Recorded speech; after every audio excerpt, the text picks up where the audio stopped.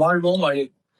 ஞானத்திற்கும் இந்த பொய்த் தோற்றத்திலிருந்து தப்புவதற்கும் வழி என்ன அப்படின்னு சொன்னா, ஞானம் எப்படி இருக்கிறதுன்னா, இந்த மண்ணை பொறுத்த அளவுக்கு எல்லாம் ரெண்டு ரெண்டு ரெண்டா இருக்குன்னு சொல்லியிருப்பாரு. புரியுதுன்னா, இறைவனத்துல கூட விழுங்கி எல்லாமே இரண்டாக இருக்கும். ஆண் பெண் இல்லையா? ஞானமும் ரெண்டாக இருக்கும். இந்த ஞானம்ங்கிறது அறிவு தானே.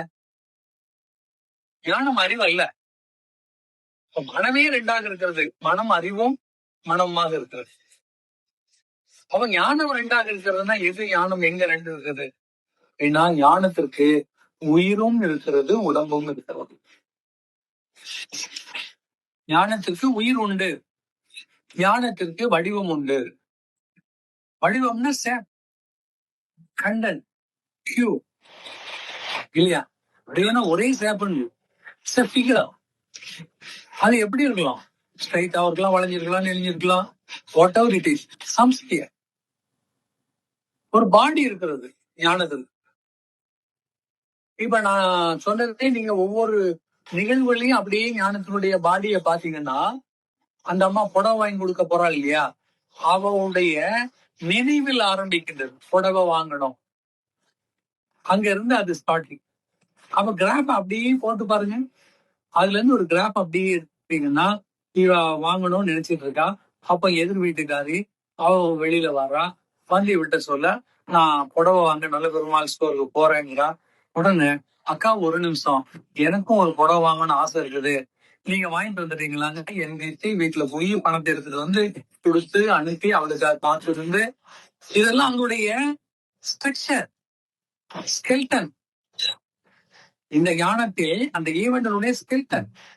கடைசியில 1000 சந்தேகங்கள்லாம் இடையில எல்லாம் முடிஞ்சு எடுத்து வந்து, அவ புடவை போட்டு இவ புடவை போட்டு, கடைசியில இவ புடவைய புருஷன் கிழிச்சு தூக்கி வீசிட்டு அழுதுட்டே வீட்டுல போய் படுக்க போறாள்ல, அந்த புடவையை பற்றி உள்ள அதர் ஸ்டோரி.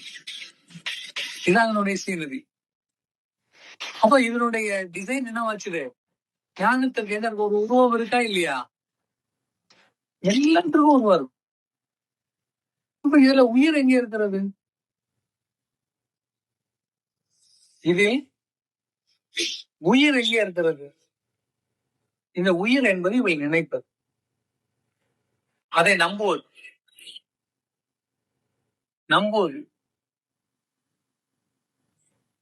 இல்லையா? இப்ப ஞானத்தினுடைய உயிர் உண்மை, அதான் ஞானத்தினுடைய உயிர். ஞானத்தினுடைய உடல் எதுன்னு சொன்னா நம்பிக்கை. ஞானத்தின் உடல் நம்பிக்கை, ஞானத்தின் உயிர் என்னது? உண்மை. இப்ப திங்க் பண்ணி பாருங்க. உங்களுக்கு ஒரு ஈவெண்ட் ஞானமாக அது அமையணும்னு சொன்னா 2 விஷயம் வேண்டும். ஒன்று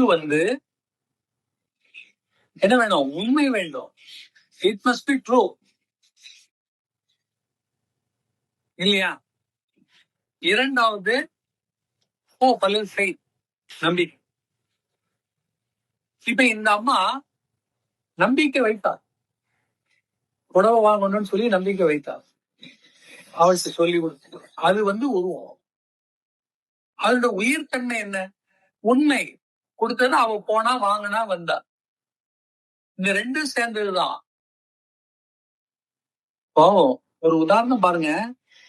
இப்ப அங்க ஒரு டியூப் இருக்குது, லைட். இப்ப இந்த லைட் எரியணும், நமக்கு அதனுடைய பவர் வேணும்னா வெறும் டியூப் பத்தாது. அதுக்கு என்ன வேணும்? எலக்ட்ரிக் பவர் வேணும். டியூபே இல்லாம, சிஸ்டம் இல்லாம லைட் இருக்குது, பவர் கொடுத்தாச்சு, கனெக்ஷன் கொடுத்தாச்சு, ஒயர்ல இருக்குது, பவர் வருமா? அந்த எக்யூப்மெண்ட் வேணும். அப்ப அதுக்கு உருவமும் வேணும், உயிரும் வேணும். உயிர் கரண்ட், உருவம் இந்த டியூப்ல. புரியுதா? இப்ப நமக்கு உயிர்னு ஒண்ணு இருக்கிறது, உடம்புன்னு ஒண்ணு இருக்கிறது.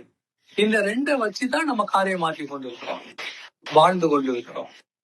அவ எல்லா விஷயத்திலையுமே உயிர், உருவம் என்ற ஒன்று உண்டு. அந்த ரெண்டினுடைய இணைப்பு தான் ஒரு செயல். ஞானத்திற்கும் அதே போல உயிரும் உண்டு, என்ன உண்டு, ஊர்வமும் உண்டு.